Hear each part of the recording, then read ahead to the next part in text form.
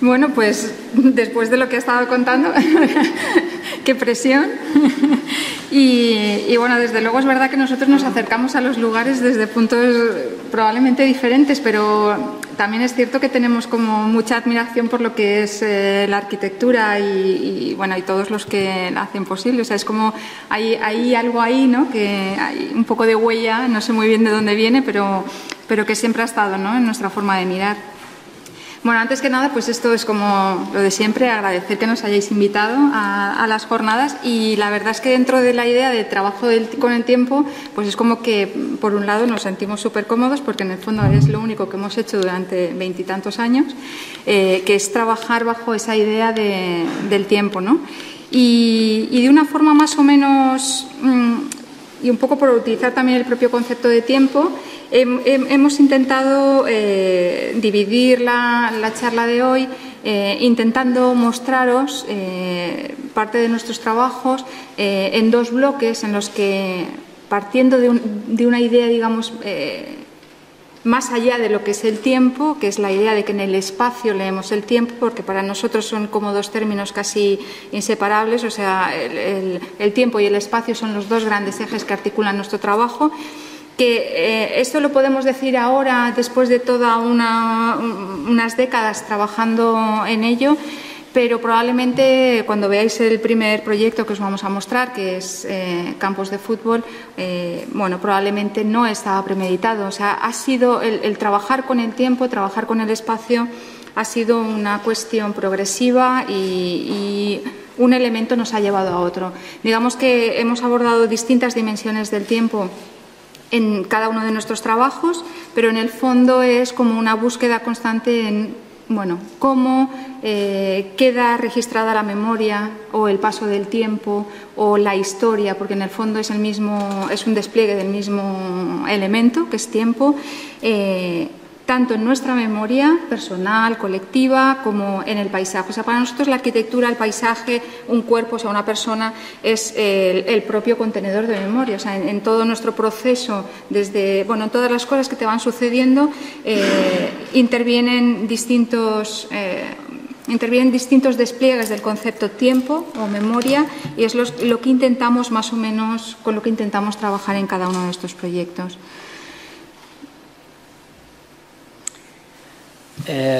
Bueno, un poco con ese ánimo de representar el paso del tiempo, en nuestro caso mediante la imagen fotográfica. Evidentemente nuestra formación es fotográfica y es el medio en el que nos hemos movido desde siempre. Como decía, con el ánimo de representar ese paso del tiempo a través de la fotografía, a finales de 1992 comenzamos a fotografiar campos de fútbol.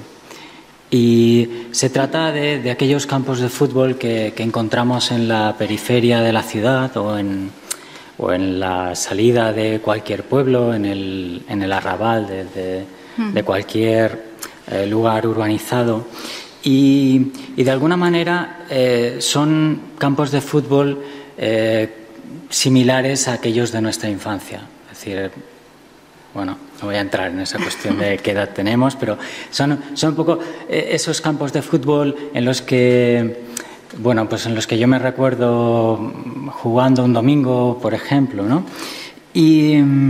Pero son, como decía, lugares similares a aquellos, pero que por diferentes razones, principalmente por una caída en los índices de natalidad, por factores como la migración del campo a la ciudad, o como pues por el hecho de que la periferia empieza a urbanizarse, o la ciudad va ganando terreno al campo, pues se encuentran en un proceso de transformación, en el mejor de los casos, o de desaparición o de cambio de uso. Sí, el caso es que, bueno, estáis viendo esta primera imagen, que francamente es la primera fotografía que nosotros consideramos bleda y rosa, que más o menos contiene todos los elementos a partir de los cuales vamos a ir desarrollando nuestro trabajo.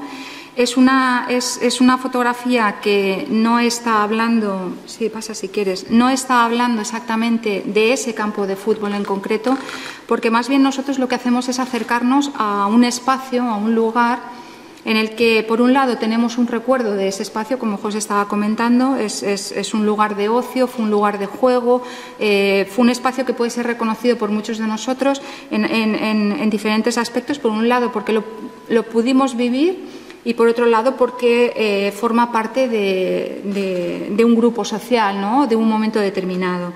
El caso es que cuando nosotros nos acercamos a estos lugares o tratamos de representar que era un campo de fútbol para nosotros, lo primero que nos vino a la cabeza, bueno, por supuesto estábamos trabajando en blanco y negro porque tiene determinados referentes, pero más que nada lo que tratábamos de plasmar era el paso del tiempo en un espacio cotidiano, en un espacio que además evocaba un momento de mucha actividad, de bullicio, o sea que tú estabas viendo algo que estaba vacío, en una especie de aparente objetividad, porque no tratábamos de estar mostrando nuestra propia experiencia, aunque la teníamos en esos lugares, sino más bien estar mostrando un tipo de campo de fútbol, pero que evidentemente es el que José María estaba describiendo, que es ese campo de fútbol de la periferia y no tanto un gran campo de fútbol que tiene otras connotaciones. Cuando comenzamos en ese proceso de visitar estos lugares, la primera idea que trabajamos fue cómo nosotros podíamos plasmar qué era para nosotros un campo de fútbol, ¿no?, y cómo podíamos abordar esa idea de paso de tiempo, que en muchos casos era más o menos perceptible porque es muy evidente, aquí podéis ver en esta imagen cómo está desvencijada la propia portería. En el fondo son las propias marcas del paso del tiempo, ¿no? Pero también estaba marcando mucho esa relación de esa portería con el espacio, ¿no?, y cómo se relacionaba con esa zona más urbanizada y demás. El caso es que tuvimos que establecer unas estrategias y esto llevó un tiempo, no visitamos el primer campo de fútbol y obtuvimos resultados, sino que durante 2 años estuvimos trabajando bajo la idea de qué era para nosotros un campo de fútbol y pensamos cuál era la mejor forma de abordarlo. Y para ello empezamos a desplegar una serie de estrategias que al final han sido las que hemos desarrollado o ampliado en los siguientes proyectos, siguientes trabajos, y una de esas estrategias es trabajar con la serie. Entonces, la serie nos permitía dar como una unidad formal. Otra de las estrategias que seguimos en este caso fue la de utilizar el fragmento. En este caso, el fragmento, nosotros evidentemente estamos representando la idea de este campo de fútbol o de ese espacio que está modificando su uso, pero el trabajar con el fragmento nos permitía, con tan solo una porción del campo de fútbol, del área de juego, digamos, y una de las porterías, nos permitía evocar muchas más cosas que si hacíamos otro tipo de imagen mucho más descriptiva. Hay un elemento que es obvio, que es la portería, y es el elemento que utilizamos como anclaje de la serie. Es decir, la portería va a ser el elemento común en todas aquellas imágenes que van a componer la serie. Y la portería, de alguna forma, además de crear ese aglutinante en la serie, la portería funciona también, o nos funciona como casi como un elemento escultórico, si se quiere. Y por otro lado, es decir, aparte de esa cuestión formal, la portería es la que nos va a hablar de ese paso del tiempo. La portería, en unos casos, habéis visto, está desvencijada, en otros no, pero se notan las marcas del tiempo. Y ese elemento, junto con quizá esa marcada línea de horizonte, esa separación entre lo que es suelo y cielo, entre lo que nos interesa y lo que no nos interesa, va a continuar o va a marcar todo el trabajo. Sobre todo yo creo que más que realmente lo que nos interesa y no nos interesa es dónde recae, digamos, nuestra mirada. Casi todas nuestras fotografías o nuestros trabajos, en todos los proyectos vais a ver que recae la mirada casi siempre hacia el suelo. Para nosotros es casi el lugar contenedor de la memoria, donde suceden las cosas, donde ocurren las cosas y donde se depositan, ¿no?, esos elementos. elementos. Entonces, en todas estas fotografías que estáis viendo, la portería, están pasando las imágenes con una cierta rapidez, igual no lo podéis apreciar, y lo hemos estado hablando más con una de ellas. Esta especie de bisagra que actúa en el horizonte es una constante. La posición de la portería también es otra constante formalmente, pero son elementos que a nosotros nos ayudan a construir la serie, pero si tuviéramos la oportunidad de verlas realmente de forma simultánea, nos daríamos cuenta de que esa línea de horizonte va fluctuando hacia arriba, hacia abajo, se va desplazando. La portería está siempre tomada esa especie de 3/4, casi como un retrato, como si fuera un edificio realmente, como si fuera un volumen, algo arquitectónico con lo que estamos construyendo.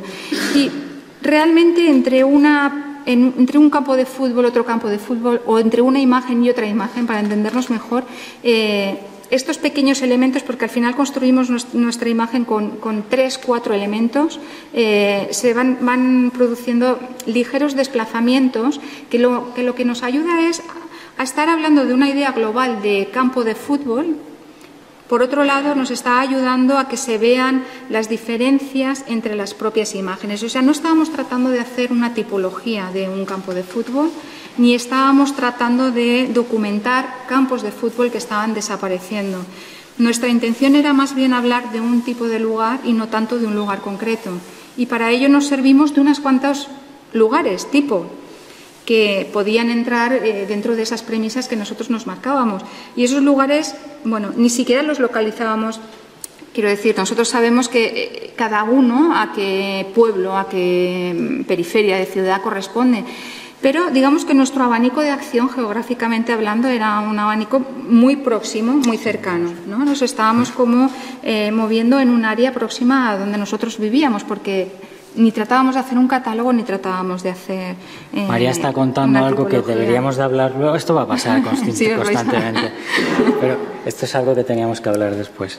Bueno, el caso es que introduces tú, si quieres, el texto. Sí, por un lado, estos son un poco los elementos que componen o que dan cuerpo a este trabajo, pero por otro lado son los elementos que acompañan a todo nuestro trabajo, que van a acompañar todo nuestro trabajo.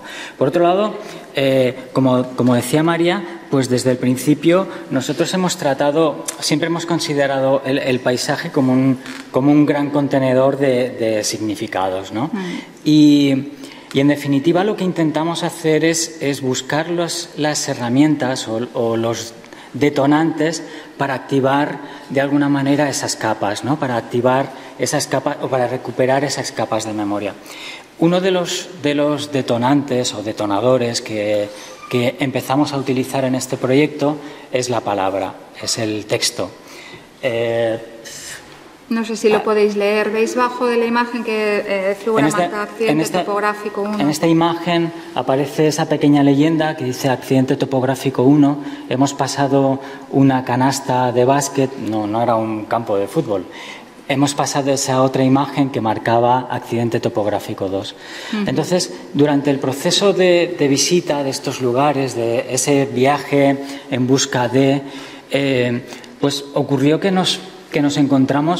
veces nos encontrábamos con espacios que estaban en el entorno del campo de fútbol y que eran más interesantes que el campo de fútbol. En este caso, pues esto es una tapia del propio campo, ¿no? Lo que pasa es que llegamos allí, de repente vimos la tapia, y en la tapia, y esto sí que os lo tenemos que describir porque apenas se distingue en una imagen proyectada, en el suelo aparece una estrella de David dibujada con tiza. Entonces llegamos allí, nos encontramos aquella imagen, y entonces, pues bueno, desviamos toda nuestra atención hacia este lugar. Sí, y sobre todo, que no sé si lo ibas a comentar o no, pero es como que viene al hilo, sobre todo es que entre todas estas premisas, digamos, estéticas que nosotros nos habíamos marcado en el inicio de la serie, hablábamos de esta portería, os dais cuenta que todos son fotografías en blanco y negro, que aparece esa marcada línea de horizonte. En este caso el horizonte es la propia división entre lo que es el suelo y la tapia, ¿no? O sea que utilizamos esa estrategia. Pero realmente una de las premisas es que nosotros trabajábamos en días nublados y más allá de que, bueno, que en ocasiones se han establecido o nosotros mismos hemos establecido referencias con otros artistas que trabajaban también sobre la idea del paso del tiempo y que trabajaban con ese tipo de que se podían asimilar. En realidad, para nosotros era importante esto, y quizá ahora no tenéis precisamente una de las fotos que han pasado anteriormente de las porterías en sí, en las que aparece el elemento, pero para nosotros era importante ya no tanto por unificar la serie, que es verdad que lo hace, el ser en blanco y negro, el estar trabajando, o sea, hace que focalice solamente en 2 o 3 elementos, sino que si hubiésemos hecho una fotografía en un día nublado, otra fotografía en un día soleado, otra fotografía a las 2 de la tarde, una a las 8 de la mañana, como todos sabemos, y vosotros que trabajáis en este campo con volúmenes, las sombras que se proyectan son bien distintas y esto empezaría a generar un cierto caos dentro de la propia imagen y más aún teniendo en cuenta que las porterías nosotros las tratamos como un sólido, como un volumen, pero que en realidad está compuesto casi que por los ejes, ¿no? por las aristas, ¿no? o los puntos de unión. Todo esto generaría muchísima confusión. ¿Qué ocurrió cuando llegamos a este campo de fútbol, al que está contiguo a esta tapia? Era un día soleado. Era un día soleado y ocurrían todas estas cosas que estábamos hablando. Y en ese momento, bueno, pues nos dimos una licencia a todas las premisas anteriores que nos habíamos marcado.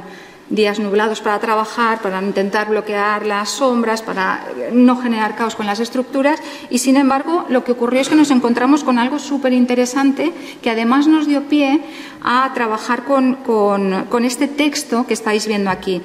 Entonces el caso es que nos encontramos esta tapia, el campo de fútbol era horrible, hacía un sol tremendo.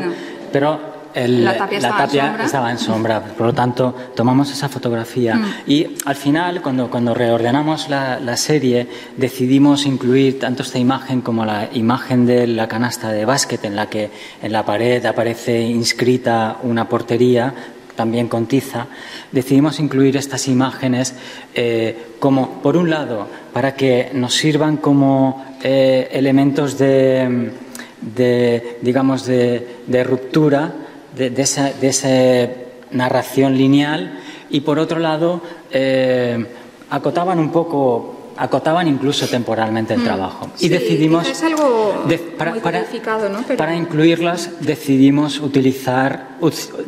darles un nombre y utilizamos este accidente. Por tanto, era evidente que era un accidente dentro de la serie y era un accidente para nosotros topográfico. Esto da un poco de reparo hablar en términos arquitectónicos o geográficos con vosotros, pero bueno, así hicimos.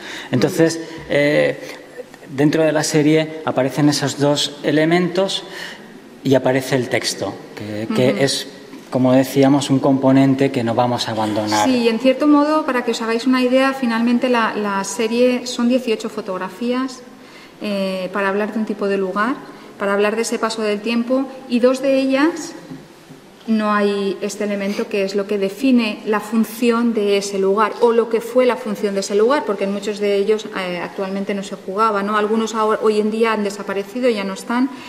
Y estos 2 accidentes topográficos coinciden precisamente con el elemento arquitectónico. Es algo que después, con el tiempo, nos hemos dado cuenta que en las siguientes series resulta que lo que hacemos es como, en cierto modo, sin ser de una forma premeditada, explotar y, digamos, que hacer crecer. O sea, el texto va a crecer en otras series, lo arquitectónico va a tener más presencia en otras series, y aquí estaba como casi apuntado, simplemente anotado. O sea, es un ejercicio, la verdad, muy interesante, acabar teniendo una lectura de cómo en un trabajo muy del inicio, en el que apenas eres, lo digo entrecomillado, consciente de lo que estás haciendo, porque te mueves pues casi con lo que te mueve, ¿no? en esos espacios. Y lo que te mueve al enfrentarte ante algo que tienes que construir, cómo después ese despliegue va creciendo, ¿no? O sea, que al final supongo que es como que vas encontrando un lenguaje propio y que, bueno, que en cualquier arquitecto le suele ocurrir también, ¿no? O sea, antes lo hablábamos de Paco, ¿no? De cómo todas sus intervenciones, siendo distintas, hay como algo de que es muy sutil, pero que hace que estén... Y por último, otro elemento que se encuentra presente en este trabajo y en todos nuestros trabajos es la idea del viaje. El viaje, en este caso, es un viaje o hacia lo conocido, es decir, esto se trataba es nuestro entorno más próximo. Nosotros vivimos en Valencia y durante los fines de semana cogíamos un coche y viajábamos allí donde éramos capaces de viajar, es decir, hablo de Valencia, Castellón, la provincia de Albacete, es decir, es un viaje a tu entorno más próximo, ¿no? Y esa idea de viaje tampoco la abandonamos en el trabajo, y el viaje se va expandiendo desde ese lugar próximo y común a nosotros hacia, si quieres, hacia el lugar más desconocido o más lejano. Y yo pienso también que en el fondo es una especie de trabajar con los recursos que tienes más a mano. Y de ir evolucionando con aquellas cosas. O sea, no es necesario hacer un despliegue inmenso si con pocos recursos puedes hacer algo también, ¿no? El caso es que el siguiente trabajo que os habíamos puesto en este primer bloque la verdad es que es casi cronológico, o sea, en el fondo es casi como un trabajo en el tiempo lo que os estamos mostrando. Esta imagen, que es la pintura de la batalla de Almansa, digamos que es el detonante, lo que nos hace a nosotros cerrar un trabajo y comenzar otro abordando esta idea de tiempo. Es lo que hace que comencemos también a ampliar nuestro marco geográfico y también temporal, porque empezamos a introducir elementos como es la historia o es el tiempo histórico, ya no tanto el tiempo vivido, que es ese tiempo que nosotros estábamos refiriéndonos, ¿no?, en campos de fútbol. El despliegue, el recorrido que hacemos hasta comenzar el proyecto de campos de batalla, que es el siguiente, si os dais cuenta además, porque os estoy diciendo, es el segundo trabajo que incluimos en este primer bloque dedicado a tiempo y paisaje. Después veremos otros dedicados a tiempo y arquitectura. Pero en el fondo este despliegue, en estos dos primeros trabajos, el propio nombre ya está denotando, o sea, es campos de fútbol, campos de batalla, o sea, nuestra implicación con el propio territorio es muy importante, incluso a la hora de nombrarlos, ¿no?, los propios proyectos. El caso es que nosotros nos topamos con esta representación de una batalla que representa una victoria, Bueno, se trata de la pintura La batalla de Almansa, y es un cuadro que encargó Felipe V. Tiene que ver con la guerra de sucesión en España. Entonces, Felipe V obtiene esta importante victoria en los campos de Almansa y encarga, 2 años después de la contienda, encarga una pintura que represente aquel acontecimiento, ¿no? Un poco con la intención, pues como ocurre con todas las pinturas conmemorativas, es una intención propagandística. Es decir, se trata de hacer una gran obra que después pueda ser mostrada y que pueda ser reproducida. De la única forma en el momento es a través del grabado. Entonces, normalmente se realiza la gran pintura y después se hacen grabados que son los que se van distribuyendo, haciendo de alguna manera que aquel acontecimiento, o sellando de alguna forma la verdad del acontecimiento, por decirlo así. Es decir, el acontecimiento, la pintura fija una narración oficial, digamos, sí. ¿no? O sea, esto es algo que es constante. O sea, el gran problema que tiene, o sea, nosotros cuando abordamos en este trabajo la idea del tiempo histórico, una de las cosas que nos damos cuenta o que intentamos abordar en nuestro trabajo es que tiene una problemática que es muy importante, y es que la historia, digamos, se ha narrado de una forma lineal, en la que, a diferencia de cómo, digamos, los sucesos, pues en la época clásica se contaban, a diferencia de esto, bueno, pues hay un momento determinado en el que la historia, en el siglo XIX sobre todo, y que tiene mucho que ver con la historia de las naciones, pero bueno, ya anteriormente, como en este cuadro estamos viendo, pues este es de 1707 o algo así, o sea que es siglo XVIII, pero ya se marcan unos hitos, o se marcan, digamos, que una fecha, un lugar es la que te está denotando, te está diciendo que la historia o que los hechos sucedieron así. Pero realmente esto es lo que ninguno de nosotros hemos estado, o sea, el tiempo vivido aquí ha desaparecido realmente. Es aquello que te están transmitiendo y al final es un símbolo, digamos, de poder. En el fondo es cómo una nación te cuenta su historia o cómo se agarra a determinadas cosas para narrar una historia oficial. Entonces, cuando nosotros vemos esta pintura... Sí, vamos a volver a la descripción, si quieres. Exacto, sí, porque cuando vemos esta pintura nos damos cuenta...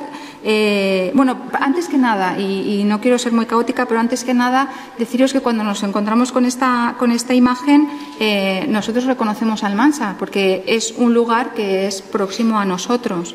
Mi familia es de allí, él es también de la zona, es un espacio que conocíamos desde niños, pero nunca habíamos caído bajo la idea de, bueno, este es el lugar del campo de batalla, y sin embargo siempre habíamos estudiado en los libros de historia, todo el mundo, pues no sé, que las Navas de Tolosa es en el 1212, que casi te lo aprendes como una regla mnemotécnica, ¿no? O sea, es 1212 y ya está. O sea, digamos que se van marcando, al final se reduce la historia a un hecho, a una fecha y a un lugar, y es el que interesa remarcar.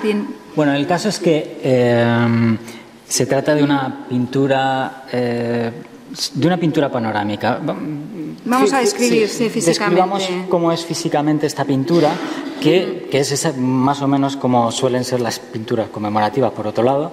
Entonces se trata de una pintura panorámica en la que hay una gran riqueza a la hora de describir los elementos topográficos, nos sitúan perfectamente en el escenario, se despliegan, esto funciona, ¿ves? Se despliegan perfectamente los dos ejércitos, podemos ver la acción militar y hay incluso ya no solo los elementos topográficos, sino también elementos, como diríamos aquí, arquitectónico, bueno, no sé cómo la llamáis a estas cosas, pero aquí hay un castillo y un pueblo, en fin, esta es la población, es Almansa. Aparece también descrita en la pintura. Y, sobre todo, en la pintura encontramos una leyenda, una gran leyenda, en la que se nos narra el hecho. Aparece la descripción de los dos ejércitos y un poco explica el lance de la batalla, si se ha dado en varios días, etcétera. Claro, y aquí no entraremos, por ejemplo, en si es real o no la topografía, cómo está dibujada, si está colocada. En muchos casos se trastocaba, el pintor trastocaba la orografía para que cupiera el ejército y para que la representación fuera mucho más real. No vamos a entrar demasiado en eso, ni siquiera en si la fotografía o no es objetiva, porque nos daremos cuenta que no. De hecho, nosotros en alguna de las batallas españolas obviábamos las construcciones de los años 70, girábamos la cámara porque también nos habíamos marcado unas premisas determinadas, ¿no? El caso es que nos planteamos, a la hora de desarrollar nuestro trabajo, partíamos de aquellas premisas estéticas que nos había marcado el campo de batalla. Es decir, necesitábamos una imagen panorámica, necesitábamos una imagen en color y una imagen, de alguna forma, en la que hubiera un elemento textual que nos ubicara o que nos remitiera, ¿no? remitiera al acontecimiento, ¿no? Entonces, digamos que la traslación de aquel campo de batalla que habíamos visto es nuestra traducción es esta. Es decir, es una imagen panorámica, una imagen en la que aparece el castillo, en la que hay un texto que sitúa topográficamente, o sea, siempre el texto dice cerca de Almansa, 25 de abril de 1707. Es apenas un lugar y una fecha. Y Y como decía, y por otro lado, se trata de una imagen panorámica con esta franja blanca que parte. En realidad no es otra cosa que nosotros veníamos de este formato fotográfico, un formato rectangular, y necesitábamos construir esa imagen panorámica. Y esto fue una solución técnica, es decir, ¿cómo podemos hacer una imagen panorámica cuando nosotros tenemos un formato fotográfico? ¿Cómo podemos convertir nuestra fotografía a algo más pictórico o más cinematográfico sin abandonar esta cuestión fotográfica? Yo no estoy de acuerdo con lo de más pictórico, pero bueno, Joder, esto es un debate. Empezamos. El caso es que decidimos simplemente hacer un barrido. Es decir, nuestra imagen iba a estar compuesta por dos fotografías. Sí, yo creo que lo está contando bien, sí, pero no, o sea, realmente nuestro referente es pictórico, pero nosotros no tratábamos de reproducir lo que ya estaba hecho en pintura, o sea, para nada, al contrario, nosotros lo que queríamos era visitar estos lugares que no reconocíamos en el modo en el que se nos había enseñado. Y lo que queríamos era estar físicamente en el espacio, no perpetuar la forma de representación de la pintura, sino que más bien ahí teníamos un punto algo crítico, ¿no? De cualquier forma, lo que yo creo que sí que está contando bastante bien es es la idea esta de que construimos nuestra panorámica, o sea, nos marcamos unas premisas estéticas igual que ocurría anteriormente, y nuestra idea venía de la pintura conmemorativa, que era en color, por lo tanto no podíamos trabajar en blanco y negro.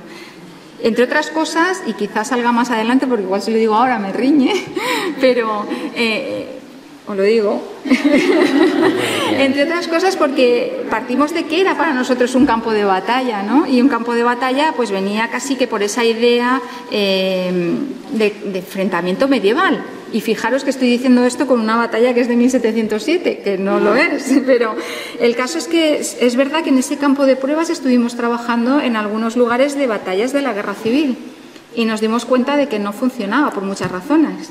Por muchas. Una de ellas era porque la experiencia en el espacio, mucha gente la tenía, o sea, la referencia o la relación con la propia batalla o la guerra civil estaba muy presente.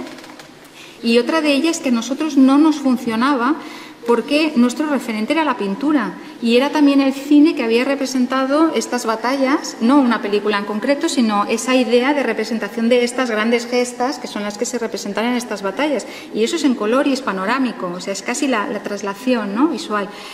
Entonces, pero la guerra civil... La guerra civil es en blanco y negro, o sea, nuestra imagen, o al menos lo que nosotros recordamos, son las fotografías de Robert Capa, de Agustín Centelles, de un montón de fotógrafos que cubrieron precisamente ese momento, ese periodo histórico.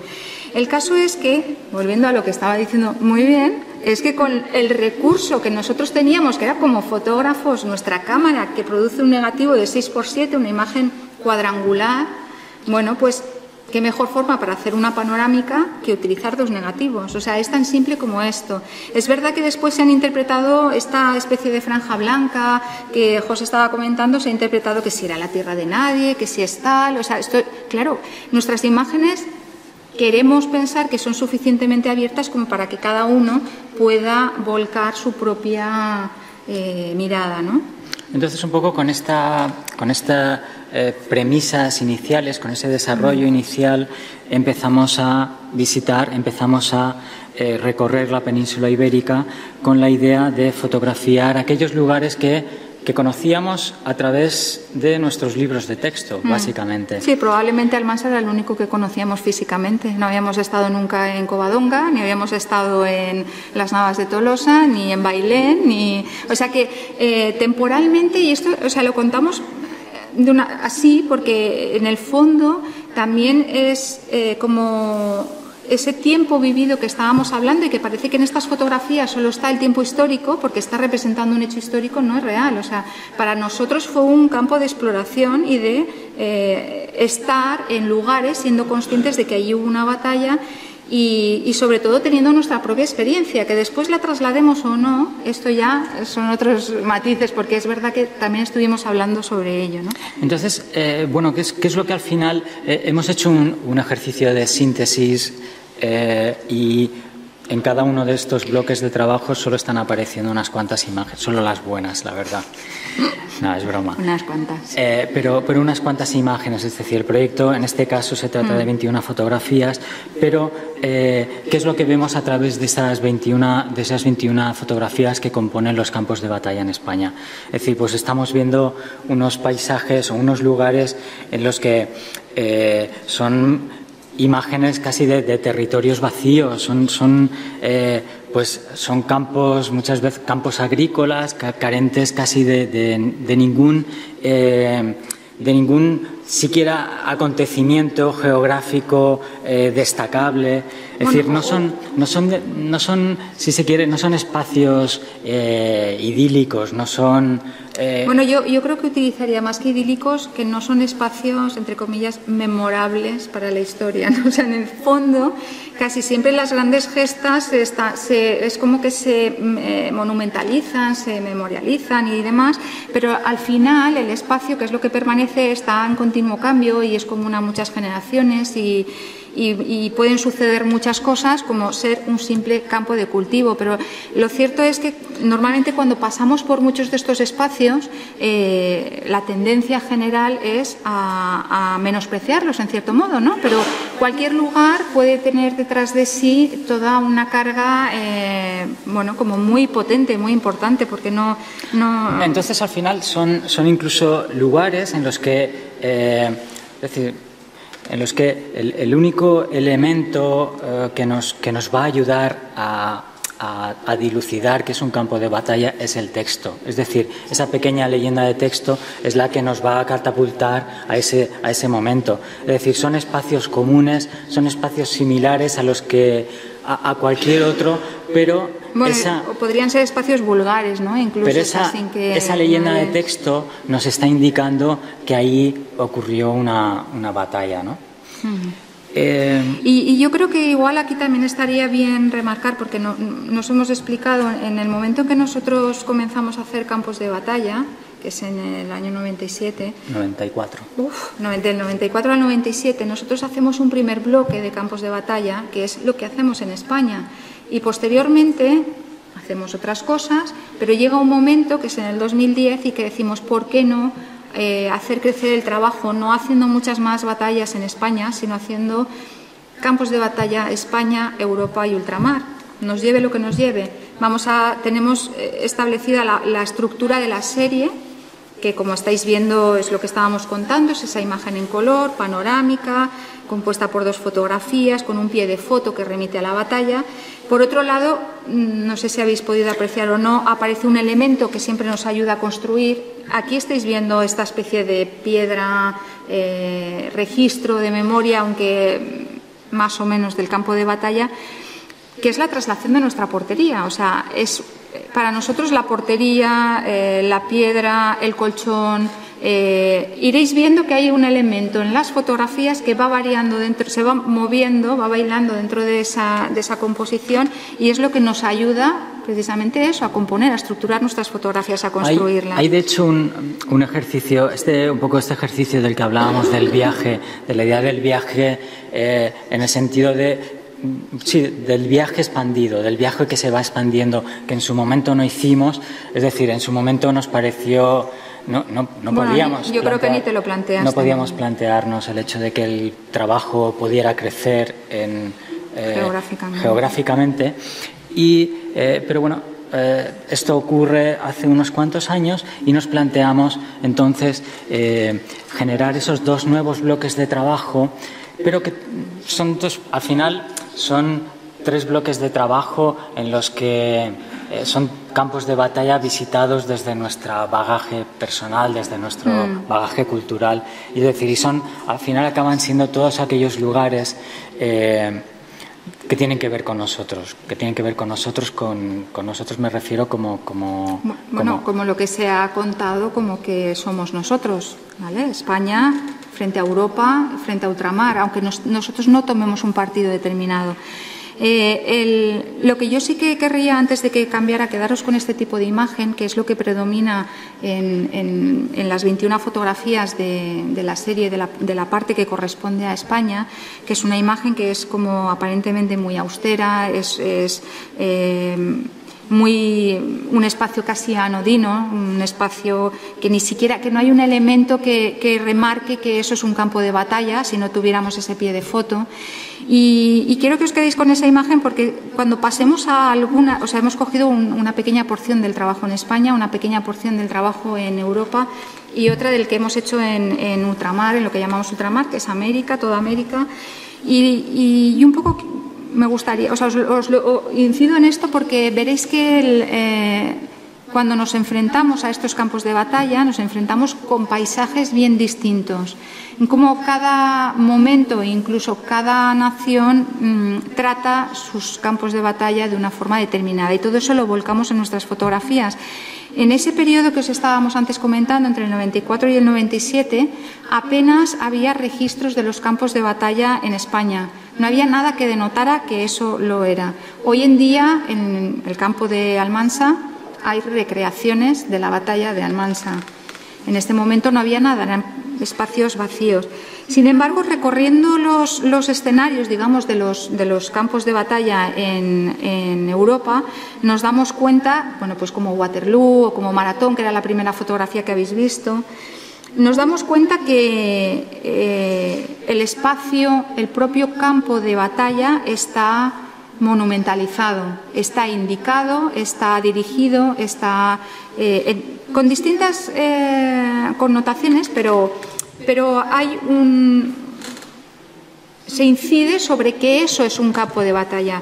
Y en ciertas ocasiones, como pasa con este campo de batalla, que es el de Waterloo, que todos tenemos en mente, solamente con decir Waterloo ya sabemos que fue una batalla decisiva, pero no necesariamente reconocemos ese paisaje como es. Es más, ese paisaje ha variado mucho desde el momento de la batalla al momento en que se monumentaliza y se memorializa, y al momento actual. Queríamos, con estos tres conjuntos de campos de batalla, hacer un ejercicio. Por un lado, nos planteamos hacer un ejercicio que tenía que ver con la representación del territorio, es decir, con la creación del paisaje.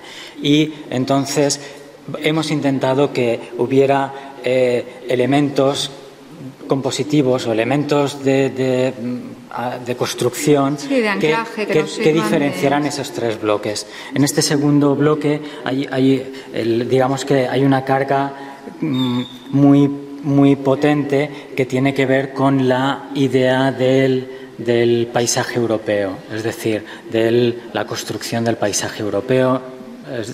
Hablo de la pintura romántica y hablo de la concepción anglosajona de cómo se ha de domesticar el espacio, si se quiere, ¿no? De cualquier modo, yo creo que en esta imagen en Waterloo, y si describimos es muy chulo, un poco si describimos lo que ocurrió, es muy chulo Waterloo porque en Waterloo se da aquella gran batalla, en fin, toda la película. Pero el caso es que Guillermo I, que es el rey de Bélgica en ese momento, su hijo ha estado en la contienda, ha resultado herido, es decir... todas estas cosas que tienen las guerras, ¿no?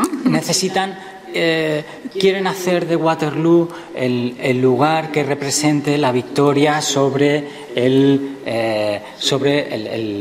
Napoleón. Sí, y en el fondo, si os dais cuenta, con el paisaje en sí, están haciendo el gran cuadro de batalla. Están paralizando un momento determinado.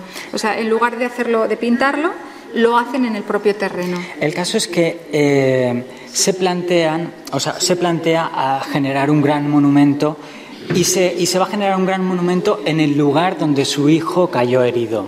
Entonces se decide generar un gran túmulo de tierra, que es esta. Esta cosita. No sé, igual algunos de los que estáis aquí conocéis en Waterloo hay un gran túmulo de tierra, una masa gigantesca de tierra que está coronada por un león majestuoso, enorme, un león de bronce, tienen, ¿no? un león de bronce que simboliza, pues eso, la victoria sobre el imperio napoleónico, o sea, la victoria de los buenos sobre los muy malos, es decir, estas cosas.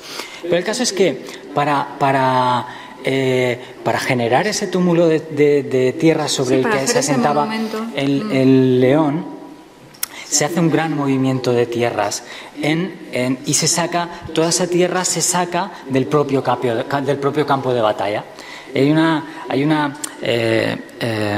Víctor Hugo narra yo creo que ni siquiera se sabe si es verdad, pero Víctor Hugo dice que... Bueno, pero no se sabe si es verdad, pero en el fondo... Que un par de años más tarde, Wellington visita el campo de batalla en una de esas conmemoraciones o para una conmemoración sobre el monumento y demás, y al llegar al campo de batalla dice una frase que es muy famosa, que es este no es mi campo de batalla.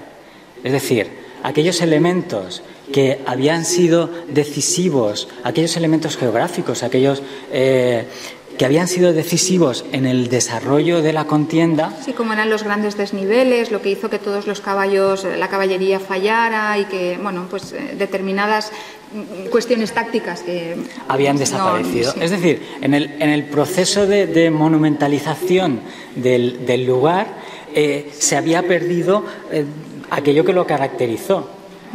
Y es una imagen, esa idea de el lugar transformado por un lado y esa idea del tiempo detenido es algo que nos persigue todo el rato en esta consecución de lugares que visitamos en El caso es que Europa. cuando visitamos Europa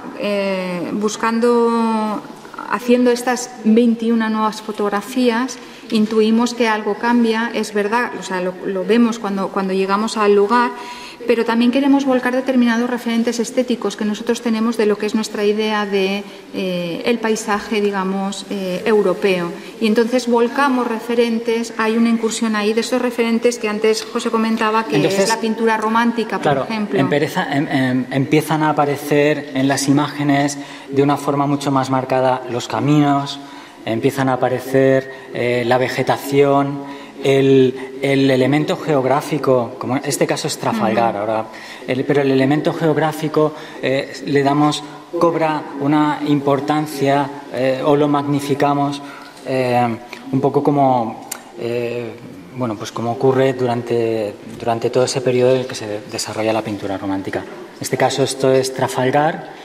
Trafalgar evidentemente es España, podía haber estado perfectamente en el bloque de batallas españolas, en su momento no lo hicimos y pensamos, a ver, evidentemente Trafalgar tiene que estar, ¿por qué no Trafalgar? Si mucha gente piensa que Trafalgar es un sitio que está en Inglaterra, pues ¿por qué no incluirlo en este conjunto, ¿no? Sí, y el caso es que bueno que es verdad que las marinas, que tenemos como 3 o 4 imágenes que son marinas, que no es un paisaje, digamos, más campo en la tierra, se relacionan muy bien con esta idea también de paisaje romántico, quizá más con la pintura inglesa precisamente, pero han pasado como muy rápidas quizás las otras imágenes, pero yo creo que estaba Poitiers que se veía perfectamente estos matices, ¿no? Lo que eran los tonos, la luz, cómo incidía en el camino, en la vegetación, o incluso la imagen de Hastings que había aparecido con la gran abadía, con esas marañas así más de idea de jardín inglés, ¿no? De domesticación de la naturaleza. O sea, digamos que en Europa nos vamos a encontrar estas dos vertientes. Por un lado, que los campos de batalla están mucho más identificados, más señalizados. Por otro lado, que en algunos casos están monumentalizados. Y por otro lado, esa idea, ¿no? de jardín, ¿no? En realidad, con el nacimiento de la Europa moderna, lo que entendemos por Europa moderna, pues surgen es evidente, bueno, esto, en fin, surgen las primeras exploraciones atlánticas. Estamos hablando. Bueno, estaba antes Paco contando que claro, el esplendor que tenía Sevilla. Buena parte de ellas, parten de Sevilla. En esas expediciones, que en principio son comerciales, después se tornan en conquista, y de esas conquistas se abre, digamos que un nuevo continente, un nuevo mundo que acaba o que culmina con las revoluciones del siglo XVIII. Entonces, campos de batalla en ultramar al final es un recorrido por todo este proceso. Es decir, es un recorrido por aquellas primeras batallas de conquista y por aquellos lugares de independencia. Digamos, ¿no? Y aquí la verdad es que nos encontramos porque cada vez que nosotros tratamos de abordar un proyecto, una parte nueva de un proyecto, siempre tratamos de pensar qué es para nosotros, más allá de que nos documentemos de los lugares o de que abordemos o trabajemos con esa historia, ¿no? Pero siempre tratamos de pensar que es desde el momento actual en el que nosotros estamos, qué pozos se nos han ido quedando en nuestra memoria o se nos han grabado, ¿no? A lo largo de simplemente por estar en un espacio determinado, en un contexto determinado, y qué es para nosotros ese campo de batalla aquí en Europa, que es en América. Y en América es que es un territorio muy vasto, es enorme realmente, en el que es verdad que hay un momento de conquista, sí, y hay unas batallas de conquista bien distintas en la zona de Canadá, por ejemplo, con Sudamérica. El caso es que hay un elemento muy interesante, que es que el campo de batalla, sobre todo las batallas de independencia, el campo de batalla forma parte de la identidad nacional, y por tanto el campo de batalla es un lugar incluso muchas veces inscrito en la propia geografía urbana, si se quiere, de los lugares, y es un poco lo que es un poco la incidencia, o sobre lo que incide principalmente este grupo de imágenes. Y en estas fotos, solamente ya por antes de pasar al siguiente bloque, en este apartado que habéis visto de las batallas americanas, os las hemos puesto, quizá no ha sido muy apreciable, pero las hemos colocado de forma que aparece primero una parte de imágenes en las que el campo de batalla queda inserto, digamos, en la ciudad, ¿no? Habréis visto, no sé si os habéis fijado, en la que aparece el coche, en la que aparece la carretera, porque es una idea como muy americana y visualmente queda plasmada en muchos referentes fotográficos, sobre todo, pero es una iconografía que nos traslada mucho allí. Pero también, bueno, José me está quitando las diapos. Pero... Sí, es que si no llegamos, chicos. Oh, no, güey. Bueno, es la vida es así, nos cuesta muchísimo. Todo esto tiene un motivo. Y es porque a él le gusta poner segundos en las diapositivas que van pasando, y yo prefiero apretar en ellas. Origen cierra este grupo de trabajos que tienen que ver con la representación del territorio, es decir, con el paisaje. Bueno, y el caso es que estáis viendo esta imagen, que hay una pequeña leyenda que dice Cráneo de Gibraltar. En el siglo XIX... Darwin escribe sus famosas teorías de la evolución humana. En ese mismo momento, en esos mismos años, en Gibraltar se encuentra los primeros restos de homínidos, fósiles de homínidos, que hacen que las teorías de la evolución que se creen, o sea, hace que nazca, es el momento en el que nace la paleoantropología, y es el momento en el que nace esa especie de necesidad de crear un árbol evolutivo, es decir, nace la paleoantropología, ¿no? Pero y ponemos esta primera imagen porque es el primer resto fósil, el pie de foto que aparece es Cráneo de Gibraltar. Es un fósil neandertal que se descubre y no se le da mucha importancia hasta que el homínido recibe el nombre de neandertal, porque realmente es en Neandertal donde ya aparece otro resto fósil y se le da ese nombre, ¿no? Para nosotros esta idea, o sea, estoy haciendo hincapié en el texto, porque en el pie de foto, porque realmente lo que nos planteamos es hacer un recorrido geográfico y temporal por ese árbol evolutivo, un poco tratando de entender por qué en esa búsqueda de dónde está el origen del hombre se acaba moviendo geográficamente en función de los hallazgos, de los descubrimientos, se va moviendo esa teoría, se va moviendo ese mapa, pero en cierto modo ahora esto es verdad, pero hay otro hallazgo y de pronto esto ya no es verdad, sino que aquello es la verdad, ¿no? Entonces, el caso es que el propio árbol evolutivo ha generado un mapa geográfico y nuestro trabajo consiste en visitar aquellos lugares donde se encuentran o donde se encontraron aquellos primeros o aquellos restos que hicieron que han hecho que las teorías de la evolución hayan ido modificándose.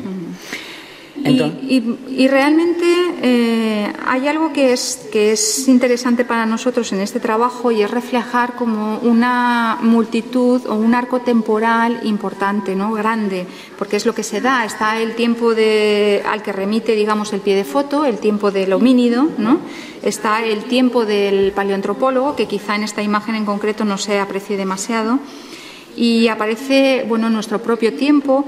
Ahora vamos a mostraros algunos ejemplos que creo que sí que podemos ir parando en cada una de las imágenes para que os hagáis un poco idea de esto. El caso es que esta cuestión que estaba comentando María está presente en todo el trabajo, es fundamental para nosotros, era un poco lo que os comentaba. Yo creo que Paco también hablaba de capas y en realidad yo creo que en este, o creemos o queremos, o en su momento intentamos que en este trabajo se hiciera visible todo ese solape de capas que puedes encontrar en un mismo lugar. Entonces acabamos dividiendo el trabajo en una serie de tipologías o de grupos de imágenes y son un poco estos que os vamos a describir. En primer lugar, hay un conjunto de fotografías que tienen que ver con esa idea del paisaje sublime, es decir, con esos lugares en los que no hay ningún indicio de excavación, en los que simplemente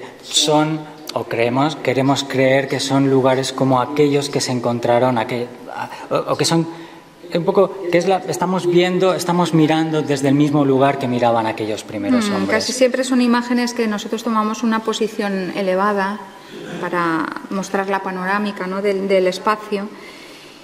Y la siguiente imagen que vais a ver es una imagen justo lo contrario, es como mucho más fragmentada, es una imagen que estamos marcando, digamos, casi la huella o mostrando el indicio, algo que ahí ocurrió, ¿no?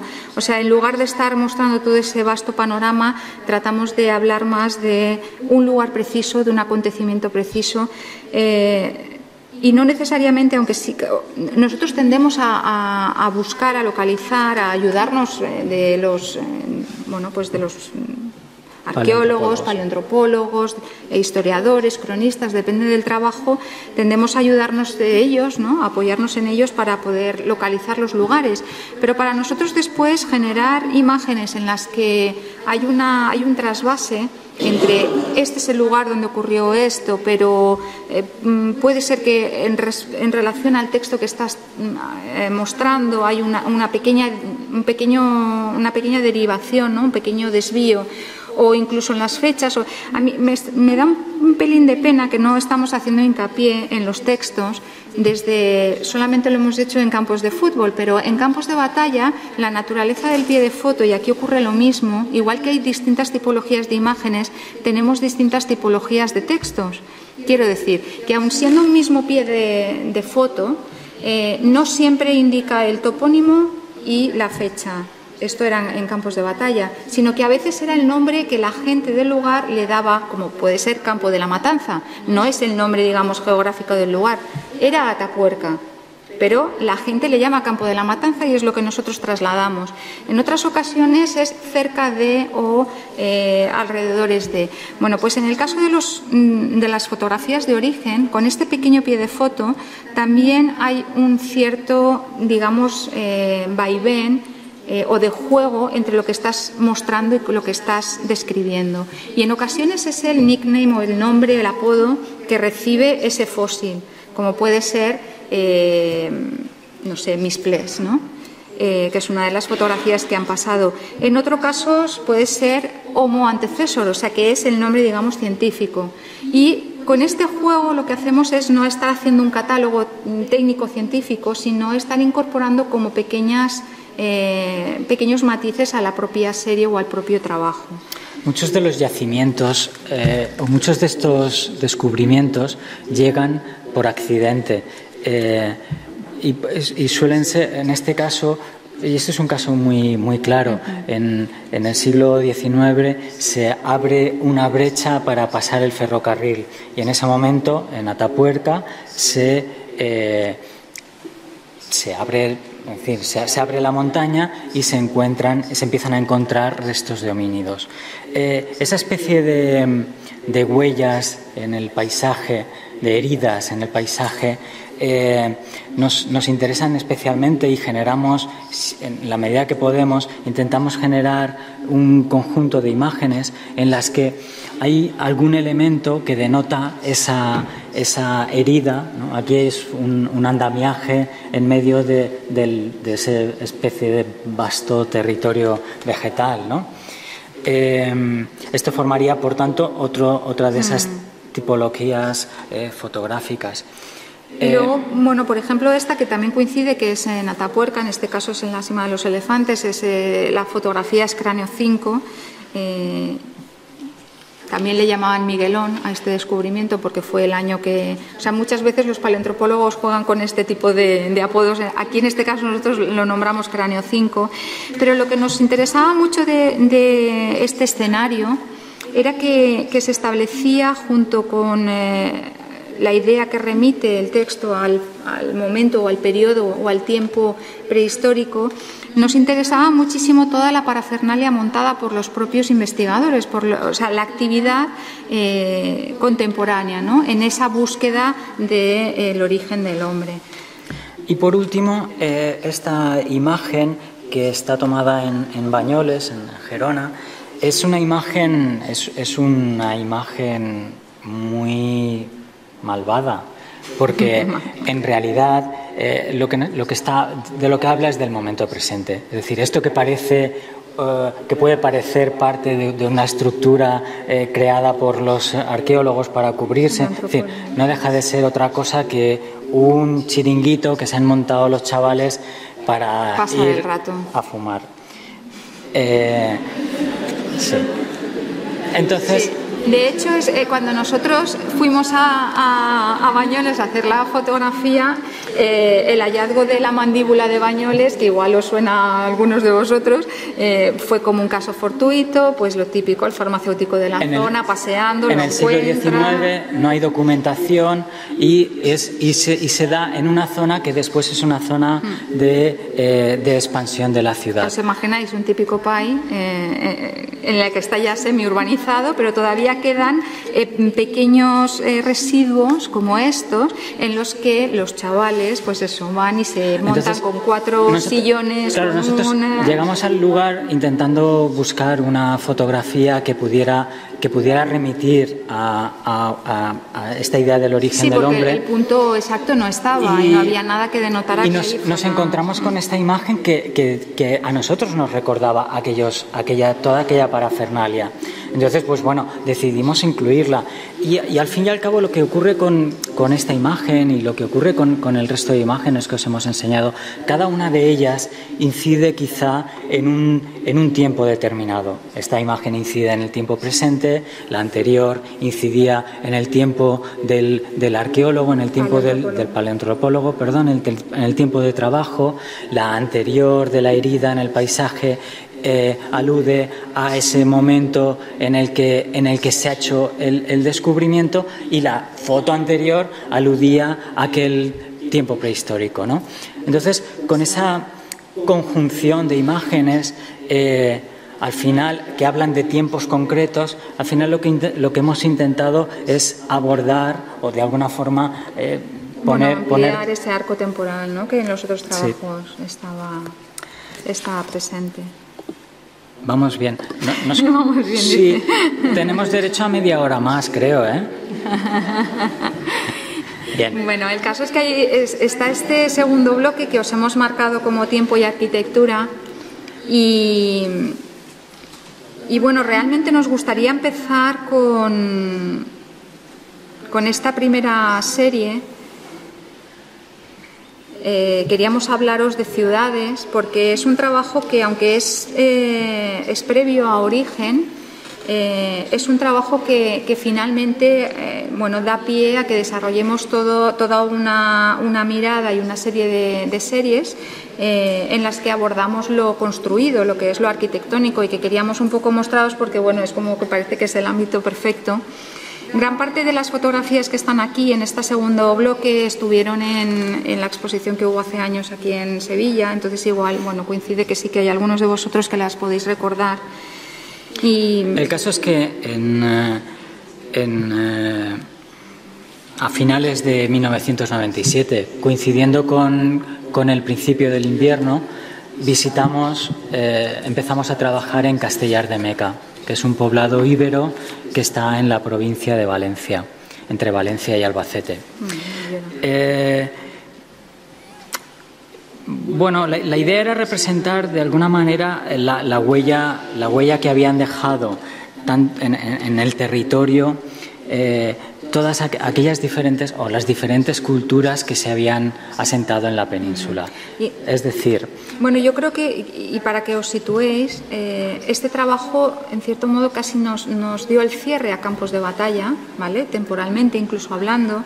En el 97 cerrábamos esas primeras 21 fotografías, las que correspondían a la península, y lo que nos ocurrió es que cuando estábamos en esos espacios nos dábamos cuenta que nosotros buscábamos los campos de batalla y buscábamos una imagen muy concreta, pero nos dábamos cuenta que en ocasiones había restos que correspondían a algunas ciudades que habían sido importantes y que habían desaparecido. Y que habían sido importantes y que representaban a determinadas culturas. Esto nos pasó cuando estuvimos haciendo Alarcos.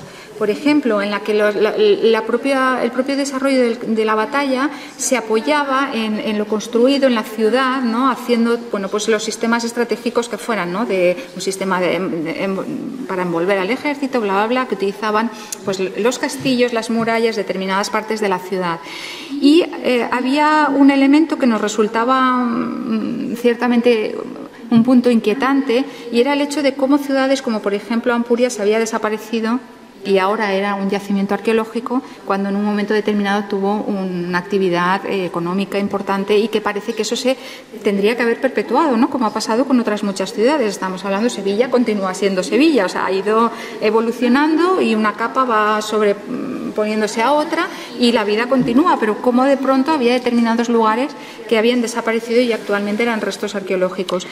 Y precisamente con Castellar de Meca, que era un lugar que conocíamos, comenzamos a abordar esa idea de trabajar en una ciudad o un poblado que representara aquellas culturas que se asentaron en la península y que actualmente habían desaparecido. En Castellar de Meca aparecen una serie de elementos también, nos utilizamos algunas herramientas para generar un tipo de imagen que luego tampoco abandonamos. Por un lado está esa idea de lo construido, empieza a aparecer el elemento constructivo, y por otro lado ya ocurría con campos de batalla, ocurría con campos de fútbol, pero necesitamos, de alguna manera lo que nuestras imágenes buscan no es describir un lugar, sino evocar, sino hacer que a través de una imagen el espectador pueda situarse en otro tiempo. Entonces, en el caso de Castellar de Meca, empezamos a utilizar las nieblas, los elementos atmosféricos para ayudarnos a generar imágenes que resultaran menos descriptivas. Y el caso es que antes Paco en su intervención estaba mostrando el castillo y nos mostraba las imágenes que se veía como todo un panorama, o sea, una gran panorámica, ¿no? Toda la llanura. Y esto, en cierto modo, ocurría en este tipo de poblados. Los íberos se situaban en los altos de las colinas para, por cuestiones defensivas, dominar, digamos, el territorio y saber si iban a ser atacados o no. Y esto no, bueno, pues en el caso de Castellar de Meca no es una excepción y así ocurre. Están a una gran altura en la que se ve una panorámica impresionante. Nosotros, durante este invierno que estuvimos trabajando, que José comenta, aquí no veníamos con unas premisas determinadas, así como pasaba tan rígidas como con las series anteriores que habéis visto, sino que pretendíamos establecer más, digamos, como unas acciones, relacionarnos nosotros con los espacios y ver qué es lo que surgía de aquellas ciudades abandonadas. El caso es que la niebla, que es un recurso que utilizamos, al final es casi como un recurso, digamos, como evocador, ¿no? O un tanto poético, haciendo referencia precisamente al invierno, porque en ningún otro lado marcamos que es invierno, pero sí las tres murallas que habéis visto, que precisamente es pues la muralla norte, noroeste o sureste, ¿no? Que son pequeños fragmentos que remiten digamos, al aspecto defensivo, y con esa especie de cortina, con esa bruma, bloqueamos esa mirada que precisamente era la función que tenía la posición del poblado. Hay otra cuestión que también nos atrae mucho, y es el hecho de mirar desde y generar ese juego de estamos mirando desde, estamos viendo el panorama, pero lo estamos bloqueando. Por tanto, no lo estás viendo, tienes que imaginarlo. Y es un poco ese juego físico es el que empezamos a abordar en este trabajo. Por tanto, en Castellar de Meca tomamos fotografías desde a las murallas, desde los puntos en los que hay muralla hacia el horizonte. Sí, pero en el fondo es como un intento de acotar a la ciudad sin estar mostrando la ciudad. La ciudad es impresionante, o sea, los restos arqueológicos son muy potentes, hay bueno, unas cisternas importantes. La escalera que estáis viendo aquí es uno de los accesos, es el acceso, digamos, más duro, pero el más rápido para llegar arriba a la ciudad. Está excavada en la piedra. No es exactamente así, está ligeramente distorsionado porque son dos negativos que nosotros hacemos, que está solapado, o sea, no, digamos que hay una cierta interpretación en esta fotografía, es bastante más subjetiva, pero finalmente lo que hacemos, ¿no?, es como un ejercicio. Durante este invierno visitamos la ciudad o el poblado íbero. En ocasiones tomamos fotografías, en otras ocasiones no, y acabamos mostrando la ciudad sin estar mostrándola, que son las murallas, como antes comentábamos, este acceso a ella, y esta imagen, que no sé si la veis bien, es un cielo, que nosotros llamamos cielo de invierno, que en cierto modo lo que hace es como estar enmarcándonos al poblado íbero, a Castellar de Meca, o sea, aquello que nosotros estamos denominando esto es Castellar de Meca, no lo estás mostrando, digamos, su posición geográfica, ¿no? Decidimos trabajar en Ampurias como ciudad griega, y durante los días que estuvimos trabajando allí viajábamos un poco con la idea de, bueno, pues con la idea de al menos ver, sí, ya no incluso por fotografiarlos, pero sí, bueno, queríamos encontrarnos con aquellos mosaicos que han hecho famoso el yacimiento. Y resulta que cuando llegamos allí era invierno y nos topamos con que los yacimientos, o sea, los mosaicos estaban cubiertos con gravilla. Y Paco lo ha descrito también. Estabas en tu charla, estabas hablando y durante el invierno se cubren para protegerlos. Entonces, durante aquellos días llovió y en algún momento pudimos...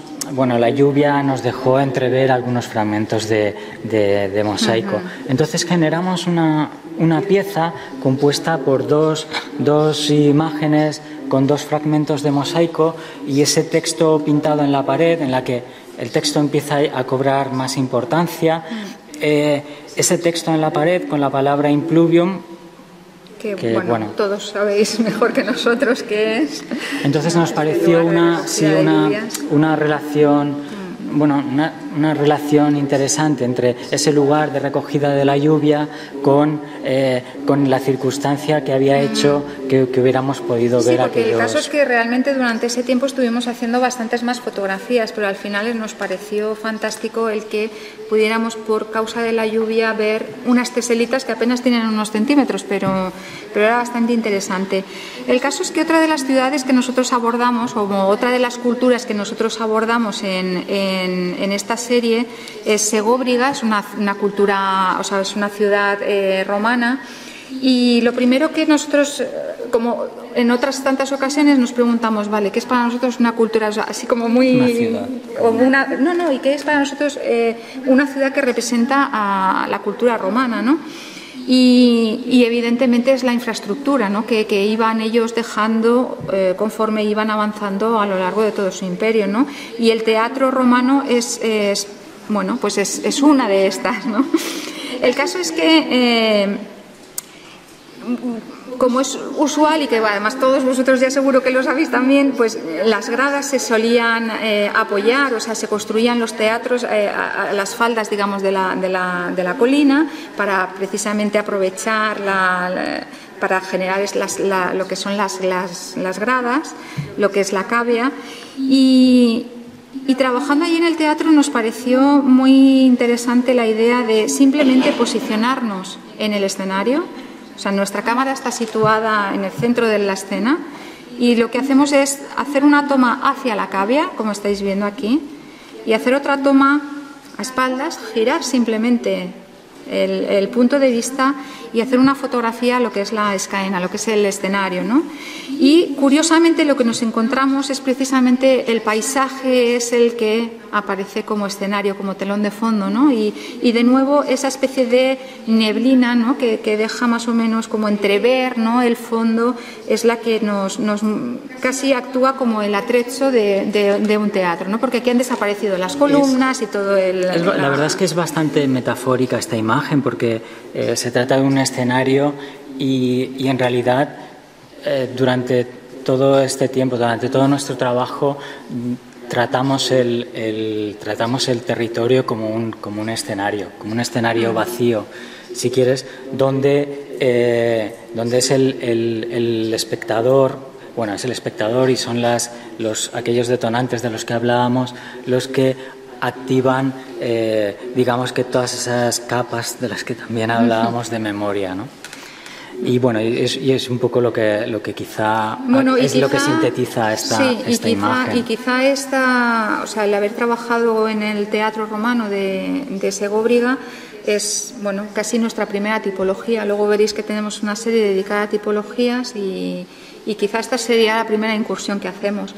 Por último, una única imagen, solo hay una imagen de este yacimiento. Es un yacimiento de origen musulmán. Sí, musulmán, árabe, en fin, que se encuentra en Huesca. Es decir, es un yacimiento bien curioso porque es uno de los lugares más altos a los que llegan en sentido geográfico y es curioso también porque es un yacimiento que dura muy poquito tiempo, un asentamiento que apenas dura un siglo. Un siglo, es Las Sillas, es el nombre de la población. Entonces cuando se desplaza llegan los cristianos y es Marcén. Y se sitúan justo al lado, o sea, se abandona y desaparece, porque construyen, digamos, la nueva población.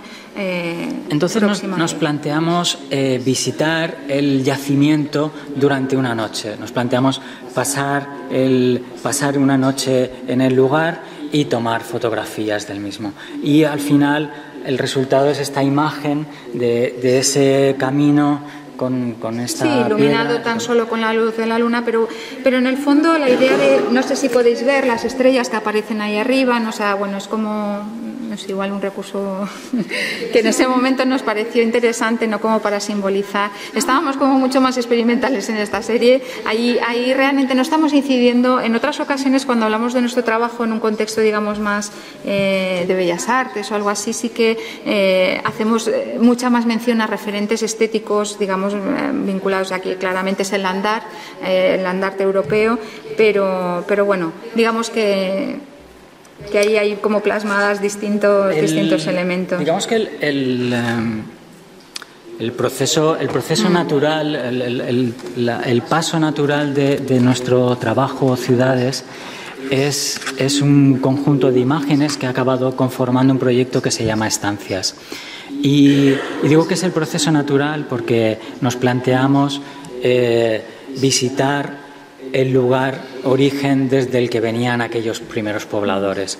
Es decir, aquellas ciudades que se formaron en la península por pobladores que venían desde el norte de Europa, es decir, celtas o romanos o griegos, eran ciudades que se articulaban a semejanza de aquellas que habían dejado atrás, ¿no? Bueno, esto sobre todo con los romanos era muy patente.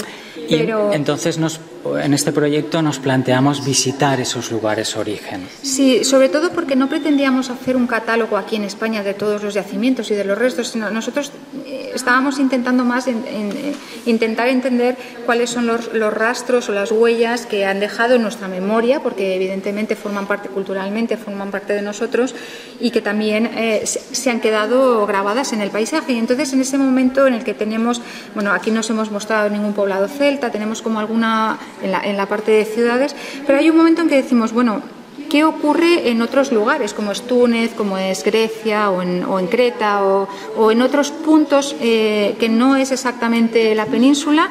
¿Qué ocurre en ellos? El caso es que esta imagen, que es la que es más directa, vinculada está vinculada más directamente con las fotografías anteriores en muchos aspectos, es una fotografía tomada en Kerkouan, es un poblado cartaginés en el norte de Túnez, y nos encontramos ya no solo en este lugar, sino en otros que veréis más adelante, nos encontramos con que la estructura, o sea, aquí en España casi todo eran ruinas a ras de suelo, digamos, ¿vale?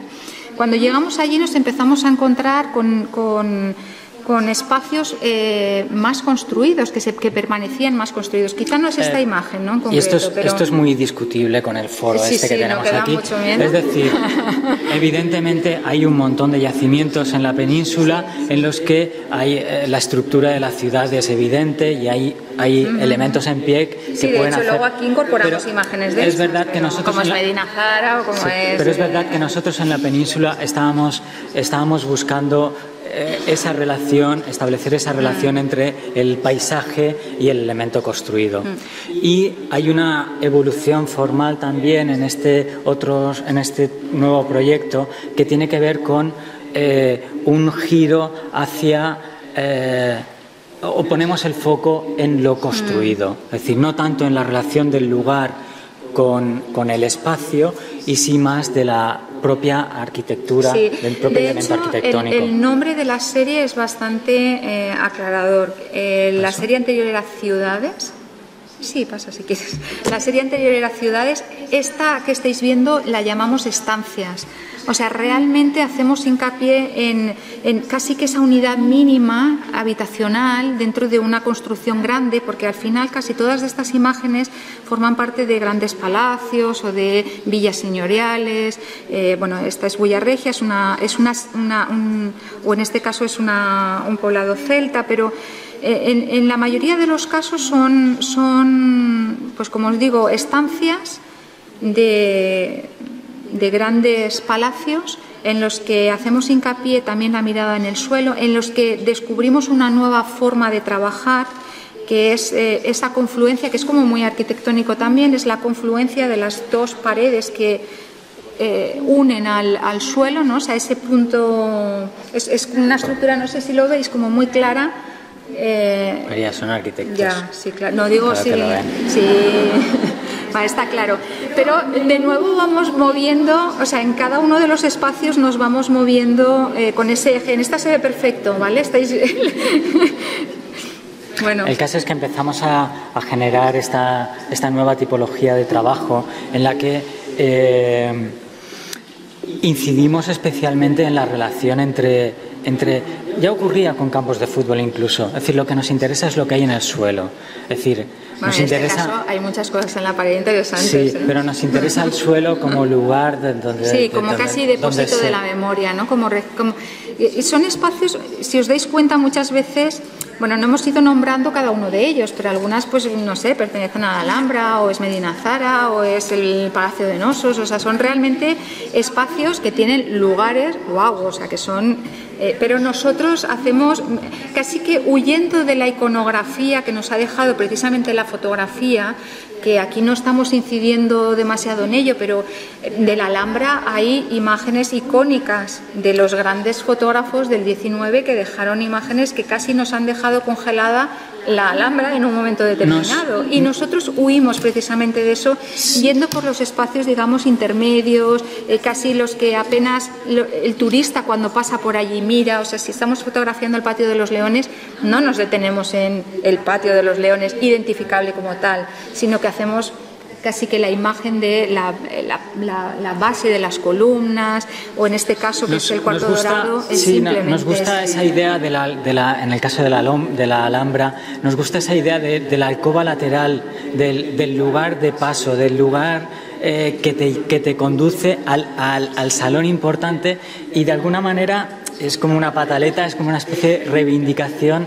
de ese lugar intermedio como lugar de depósito. O sobre todo que hay otras posibles miradas a las cosas. De nuevo yo me repito a tu conferencia, porque estabas hablando de que dentro de un espacio sí, es imponente, es importante, está muy bien, pero se queda... O sea, hay otras muchas capas que hay muchos posibles alcázares, ¿no? O sea, hay muchos posibles alhambras, pero a veces la fotografía o la forma en la que se nos narran las cosas es como que siempre te hacen tener una mirada concreta, y bueno, pues es como que intentar dar valor a otras cosas que muchas... Bueno, ¿por qué no puedes hacer caer la mirada en ese punto intermedio y tienes que quedarte solamente con ese artesonado espectacular, brutal, que demás? El caso es que este bloque de trabajo que os mostramos ahora es tipologías. ¿Vas a hablar o hablo? No, iba a decir que en realidad... Bueno, iba primero a preguntaros, ¿cómo vamos? ¿Chicos? Vamos mal. Vale. Bueno, tipología, sí, si quieres empieza, María. Bueno, simplemente... No, tipologías es un trabajo que no está terminado, que lo estamos haciendo como a largo plazo, y cuando podemos hacemos una tipología para darnos el gusto, que en realidad empieza a abordar tipos, como dice su nombre, ¿no? Tipos de arquitectura, en principio de una arquitectura antigua, ¿no? En este caso es el Arco de Susa, y os hemos puesto esta imagen aquí para que... Este está en Italia. El caso es... Sí, el caso es que... Sí, no, porque es que no sé muy bien cómo decirlo, pero no quiero resultar pedante tampoco. Pero el proyecto parte, o la idea inicial viene de, por un lado, de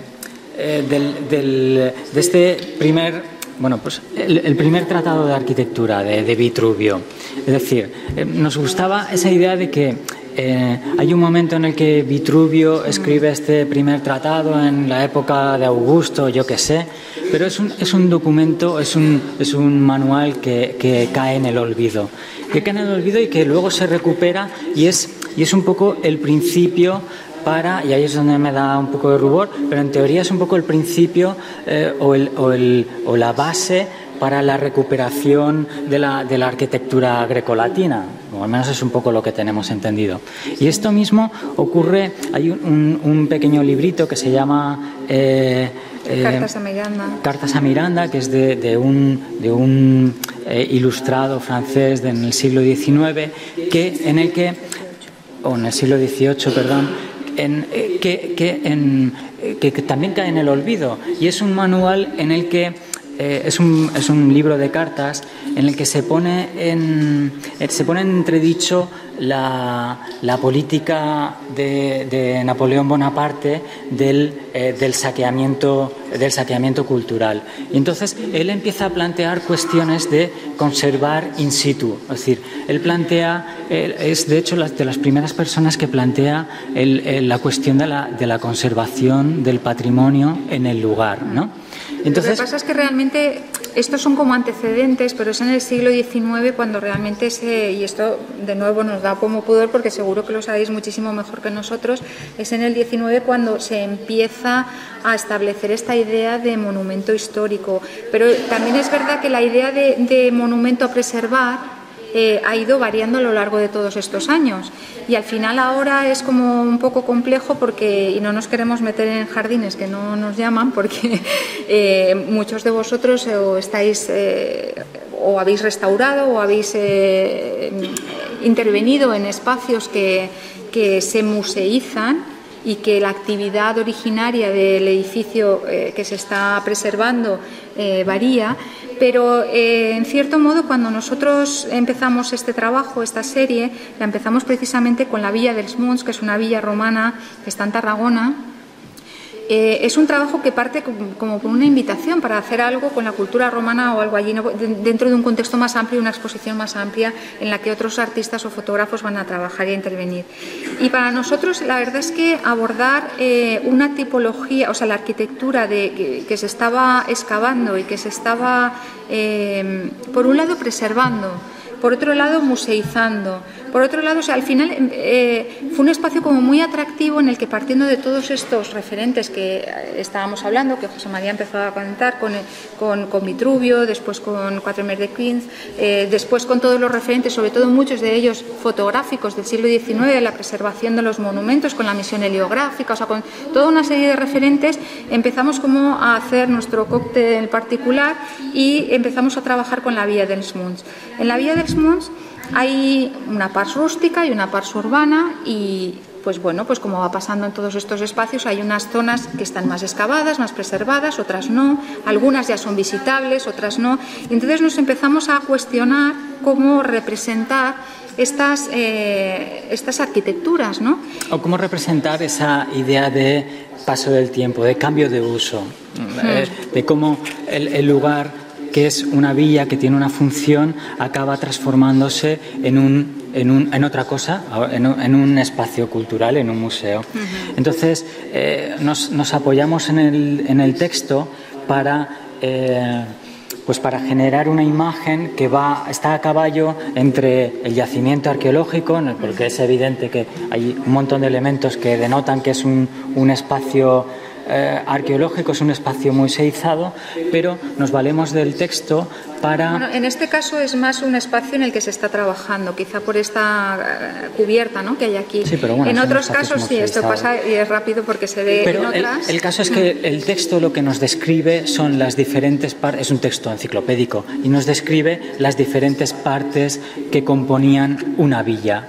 En este caso, las diferentes partes que componen una pars rústica dentro de la villa romana. Tipo, no necesariamente, porque como no estamos documentando, no necesariamente en este caso concreto, esta pars rústica, las partes que aparecen bajo, como la cela o bueno, todas las partes que lo componen, necesariamente tuvo que tenerla. Y además, tú no lo estás viendo en este caso concreto porque está todavía bajo tierra. O sea, para nosotros la idea de añadir este pie de foto que es, digamos, que catapulta ese paisaje, en este caso esta vegetación que estás viendo, y que tan solo hay un elemento como es esta especie de marca dejada por los... Hay en todas las imágenes siempre un elemento de tensión, en este caso es pues una vallita de estas que ponéis, o en este otro caso que se trata de una domus en Pompeya, pues bueno, está este protector, ¿no? Esa malla que te indica que es un espacio a mitad caballo entre la preservación, ¿no? y el... Pero el pie de foto que aparece aquí, que veis que está como mucho más extendido, porque el texto para nosotros en todos los trabajos es súper importante y es uno de los campos a explorar. O sea, para nosotros la imagen es importante y casi siempre cobra el mayor peso, pero el texto también lo es, y dependiendo de la serie va creciendo o no. Incluso, bueno, yo ahora estoy como intentando convencerle de que el texto crezca más y que en algún caso no haya imagen, pero bueno, ya veremos. El caso es que en este caso concreto no quiere decir lo que antes estábamos hablando, pues que esta casa romana teca todas estas partes, esa exedra, ese tablino, todas esas partes, sino que no digamos que esta pieza o esta imagen y este texto no está representando solamente, no se está representando a ella misma, no está representando a la domus de Pompeya, sino que está representando a las domus tipo. No sé si... Esto es un altar y pues lo mismo, existe pues ese elemento de tensión, el suelo que nos indica que es un espacio museizado. Sí, en este caso José está hablando del suelo. A mí es una imagen que me remite mucho a la tipología anterior, ¿no? A la que estábamos hablando, esta especie de confluencia entre el suelo, ¿no? con las, o sea, lo que es horizontal con las dos verticales, ¿no? Y por último, esta otra tipología que va más allá de la cultura romana es un monumento funerario. Bueno, pues es una pirámide, es la pirámide de Saqqara, y es un monumento funerario. O sea, este es un trabajo muy a largo plazo, es un trabajo en el que entran muchos factores que hace que lo estemos desarrollando de esta manera. Sí, pero bueno, hay cosas muy, muy interesantes aquí, constructivas. ¡Ay, le he dado! Es que es muy chulo la andamiaje que montan, no me digáis que no. O sea, es completamente de madera, o sea, es un elemento, o sea, es que para nosotros es verdad que incorporarla, el decir esto es un espacio también actual, contemporáneo, o sea, nosotros no queremos anclar nuestras imágenes en el pasado, sino reivindicar que hay una actividad y que hay muchas culturas, muchas cosas mezcladas, ¿no? Pero es verdad que el andamiaje es brutal, todo de madera. Entonces, pues quedamos otro día, si queréis. Sí, y os contamos otras cosas. Se nos ha quedado ahí como alguna cosa en el tintero, pero bueno, ya... Pues